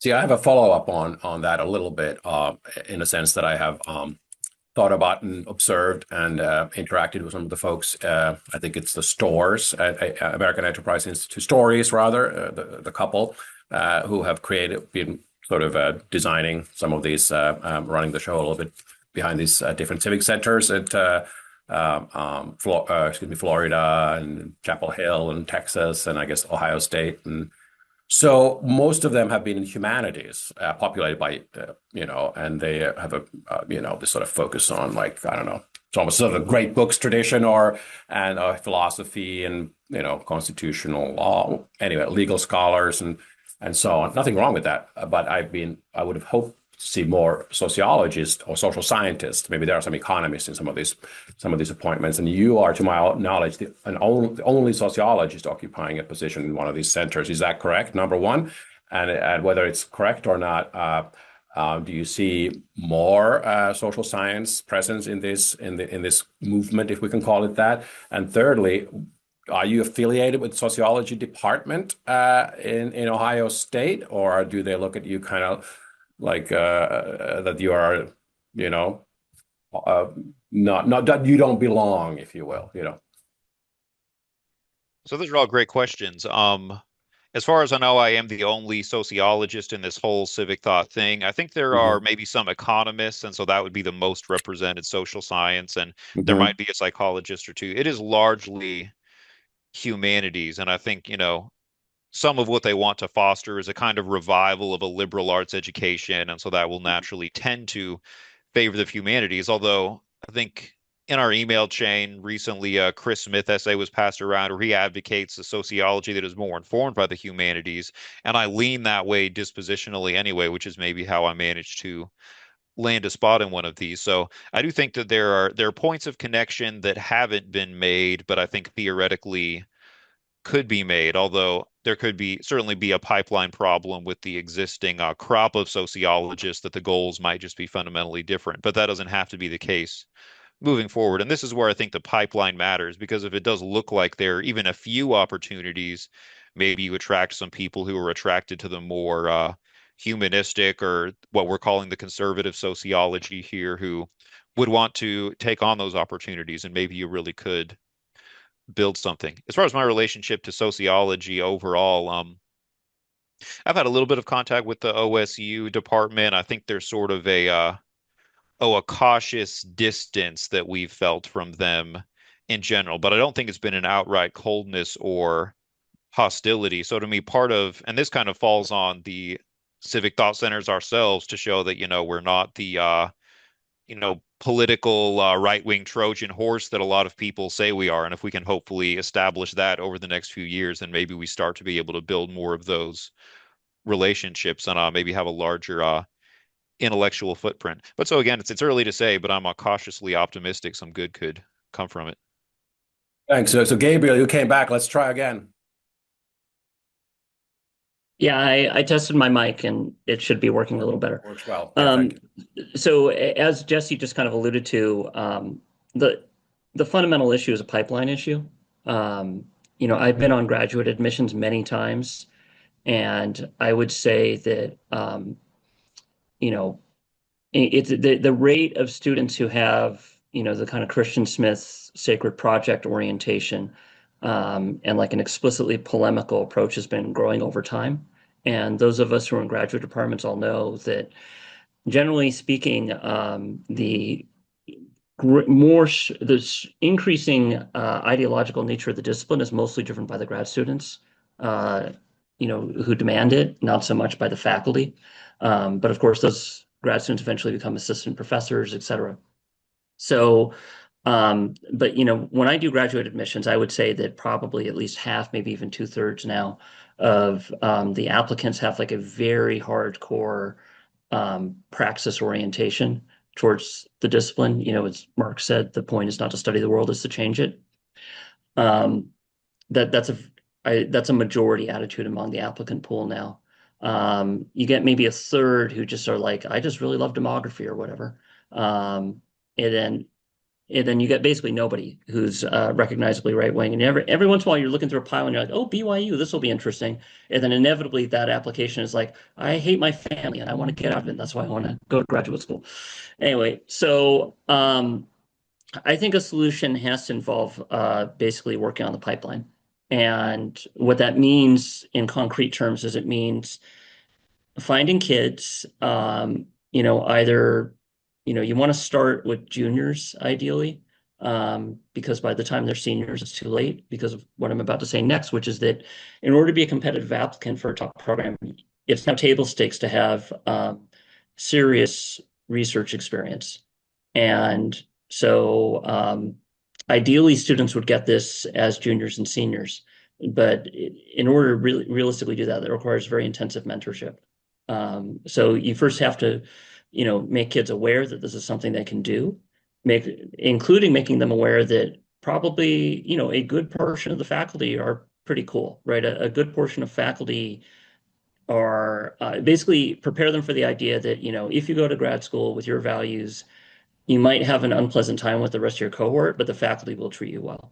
And, tell them about what research questions are like and then guide them intensively. And it would take a lot of work. You got to treat them like a grad student who hasn't taken the graduate courses, so who needs 2 hours of mentorship a week instead of 1 hour of mentorship a week. But, if you start sending those people through, you will eventually get some of them into grad school, and eventually some of them will become assistant professors. And there's ways to do this, not just as individual efforts of individual faculty, but there's ways to kind of promote this through policy. But I think for this audience, that's the relevant thing. Thank you. I hope you're right. And I hope I'd like to see that certainly experiment it and have a systematic effort along those lines. But we'll hopefully we'll get some data on that that type of approach. I think Tony is next. Then we have Axel. Yes. Tony? No, thanks to the presenters and to everyone who's made comments. This has been a great session. So my comment very briefly is that I think it's important that we historicize this conversation and look at the history of sociology and how it emerged in response to certain civilizational developments. So we can talk about de Tocqueville responding to the old regime, the French Revolution, the rise of liberalism. Then there was the sort of radical reaction to liberalism. But then particular sociological traditions emerged in connection with these historical developments. And I just think that's really important to keep in mind. So I'm thinking of literature like Bruce Maslich, A New Science, the breakdown of connections, spawning sociology as a discipline. I'm thinking of people like Zeitlin. I think Stephen Seidman's work is very useful in contested knowledge. He tries to provide an interpretive history. I think our students know nothing about this. They don't see our field as being grounded in sort of civilizational change. Our attempt to understand that civilizational trajectory. And I think that's where these various camps emerged: conservatism, liberal sociology, radical sociology. So my call is for us to try to achieve like an in-depth historical understanding of how our field has emerged and evolved over time in response to particular civilizational developments. So that would be my. All right, thank you. Axel, we don't have any other takers here. I'm just letting you know that if feel free to jump in. But Axel, you're calling from Canada, Yeah, correct? right, correct, from McGill.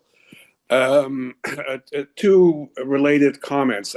First of all, I was somewhat surprised that I would find myself among the type 1 conservatives, according to Frank's categorization, because I've been, I've lived in Sweden for a while, and there they have a category called social liberal.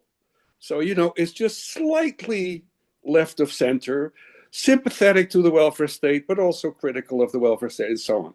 Right. So I hadn't considered myself a conservative. I don't mind being called a conservative. I'm called a conservative, of course, by everybody to the left of me.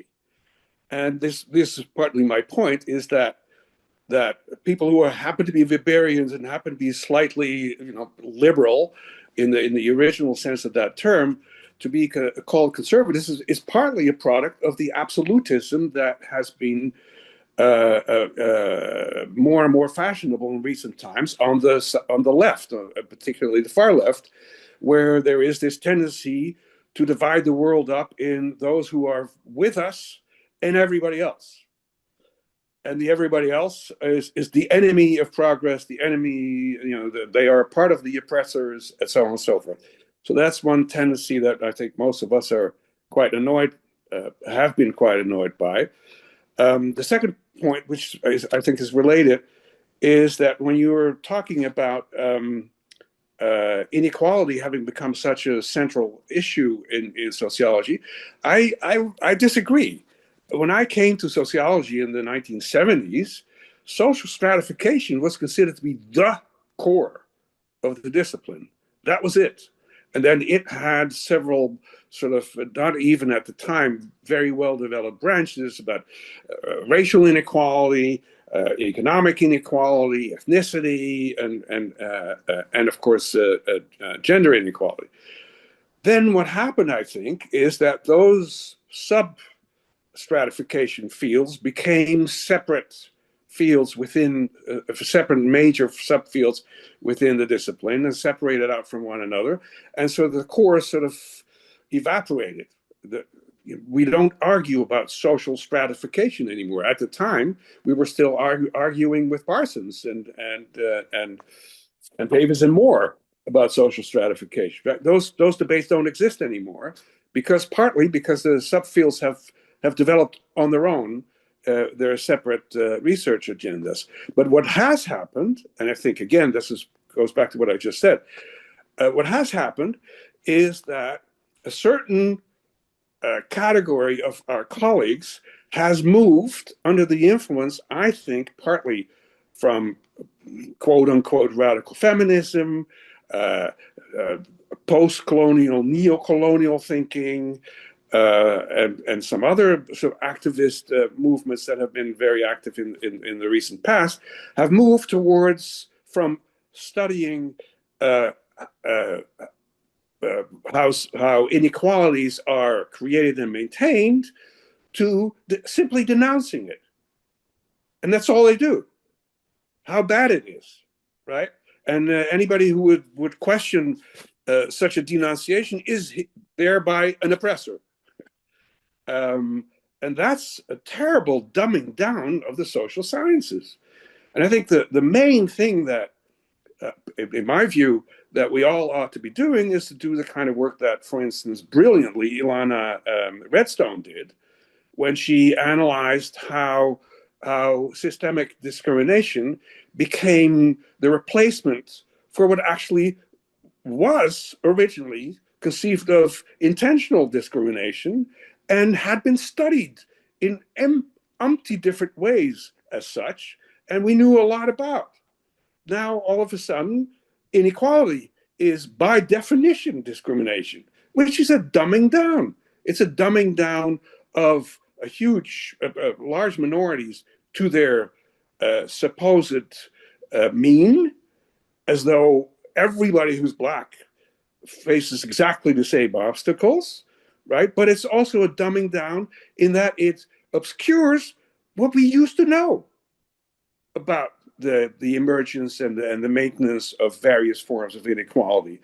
Now it's just a denunciation of it rather than an analysis of it. And that's really what we should be fighting against, I think. I have said my 5 cents worth.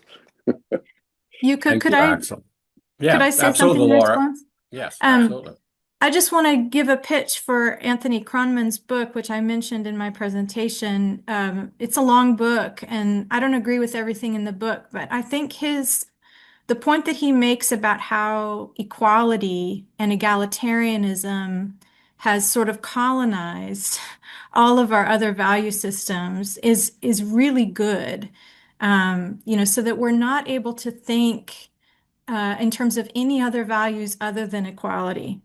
And that just I think it's anti-intellectual. I agree with you. I think it's having a terrible effect on our capacity to exercise judgment that's required to think in terms of many different types of values and many different types of metrics for judgment other than just numerical equality. It's really a crude way of looking at the world.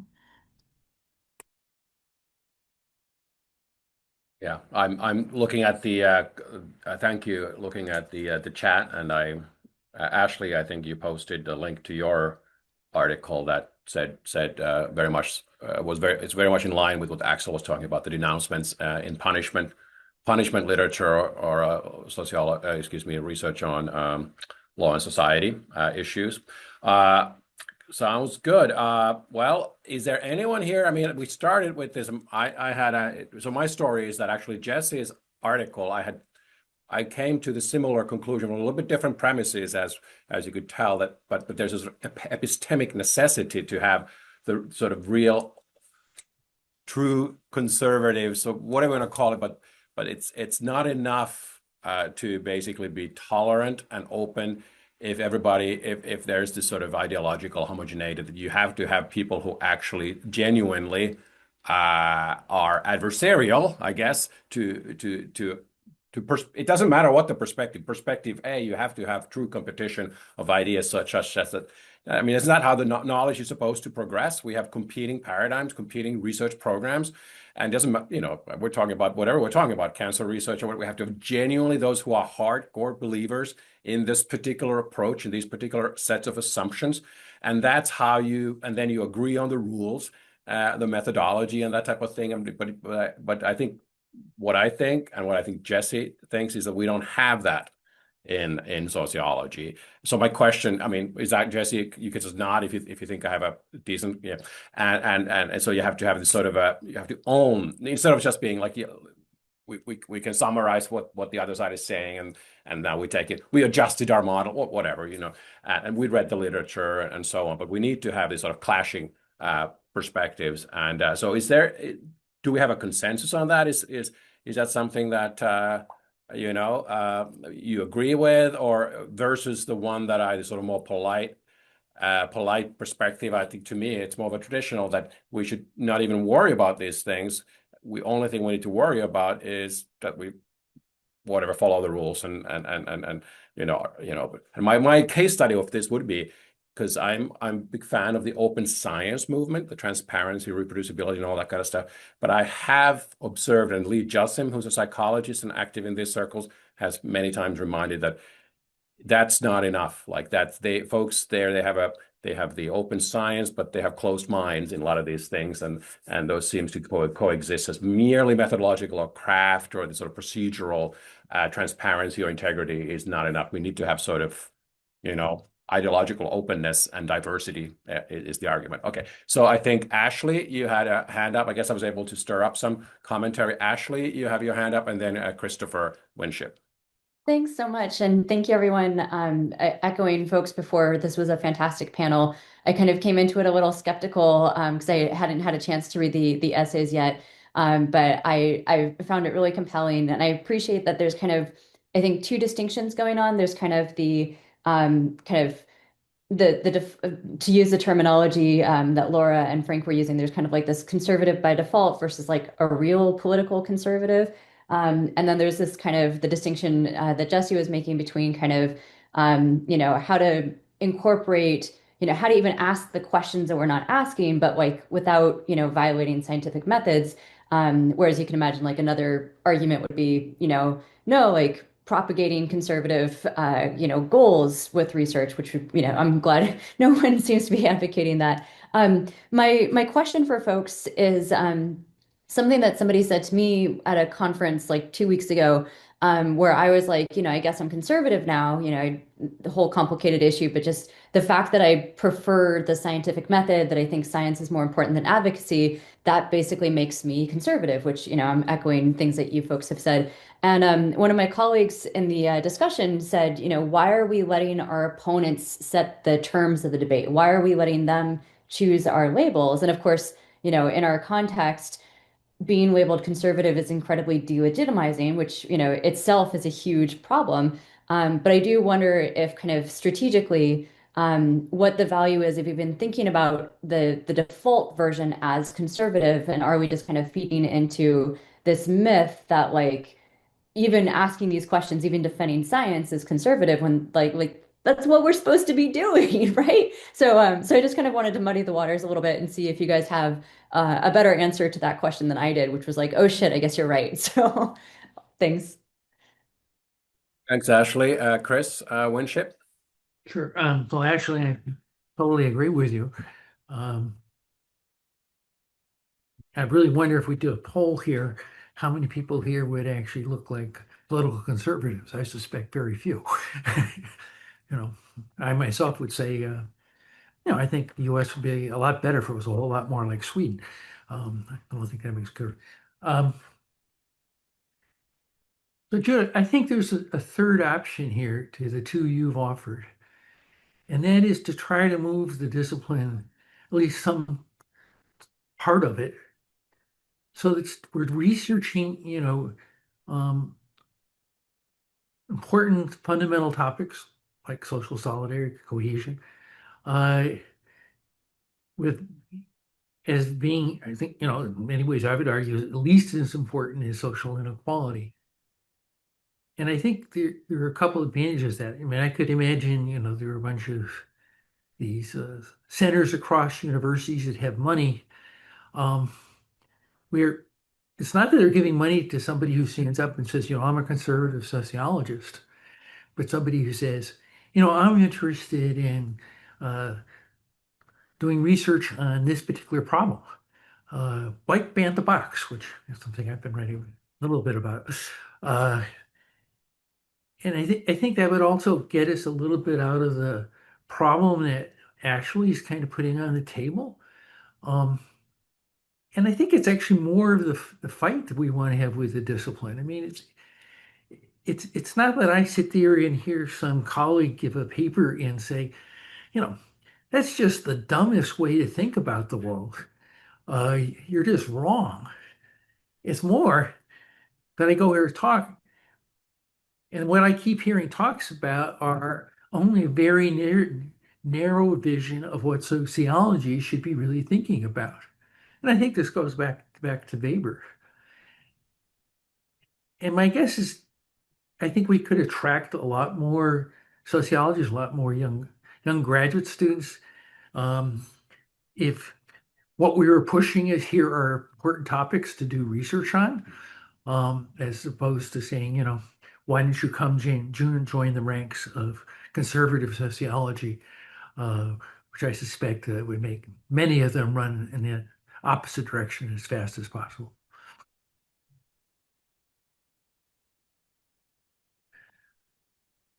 Yeah. I don't necessarily disagree with that. I guess this gets kind of into this terminology, and but again, if you follow that path, maybe that would be easily labeled as a conservative agenda, kind of thing. And so yeah, I don't. This is the difficult, semantically difficult thing, as we have kind of encountered it different ways. Because it is. Laura, yes, go ahead. Yeah, can I just, so this is kind of how, Yuka, this is kind of how we started our conversation about this, really, and this is a point that I make in the essay, that conservatives are everywhere and nowhere in sociology. They're everywhere because people are being called conservative all the time. But then when it comes down to it, nobody will stand up and say, yes, I'm a conservative. Including Christian Smith. He's been referred to as conservative several times, but if you read his book, he says he's not. So I do think that given that half of the country roughly identifies as conservative, and give, and I would say that I actually am conservative. Having thought about it, I really am.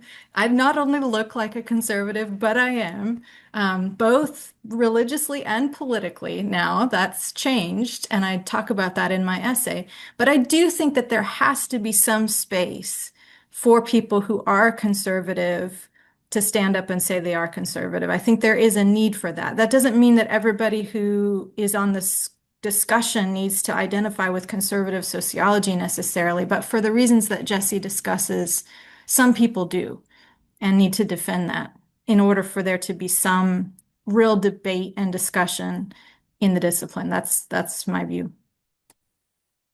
Yeah. So when I couldn't concretely, I mentioned in my opening remarks, mentioned economics, and there are some, so is Chicago conservative? There's the economics department. No, probably it's not a conservative paradigm, but it's, it hires people, and produces a pipeline, and for people who definitely are, Gary Becker, Milton Friedman, they take this type of certain sociological perspective. They are very conservative type of things, and so that's kind of what I'm talking about. Do we need something? And George Mason University, right? They have this more libertarian. I don't know if all the faculty are that, but the point is creating these strong. That's kind of what Jesse talked about. That's how I understand in more concrete terms what the paradigm means. That we need to have these, not just a token affirmative action hire, but we need to create institutionalized. That's what I mean by that. And but I think Axel, you had your hand, and did someone else want to talk